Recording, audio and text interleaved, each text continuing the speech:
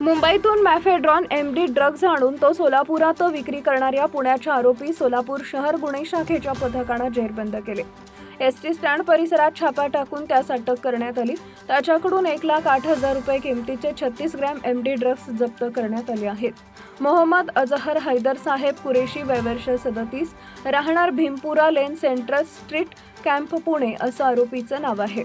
शहर गुन्हे शाखेचे वरिष्ठ पोलीस निरीक्षक अरविंद माने यांनी अंमली पदार्थ विक्री करणाऱ्यांवर कारवाई करता सूचना दिल्या होत्या।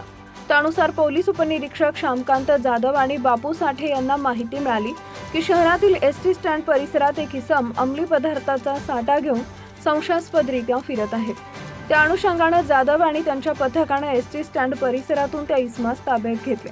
त्याच्याकडून 36 ग्रॅम पांढरी पावडर जप्त केली। फॉरेन्सिक टीमने त्या पावडरची तपासणी केली असता ते एमडी ड्रग्ज असल्याचे निष्पन्न झाले। मोहम्मद कुरेशी याच्यावर फौजदार चावडी पोलिसात गुन्हा दाखल झाला आहे। मोहम्मद अजहर हैदर साहेब कुरेशी हा मूळचा पुण्यातील रहिवासी आहे। त्याच्याकडे पोलिसांनी अधिक चौकशी केली असता त्याने मुंबई येथून हे ड्रग्ज सोलापुरात विक्रीसाठी आणले असल्याची कबुली दिली।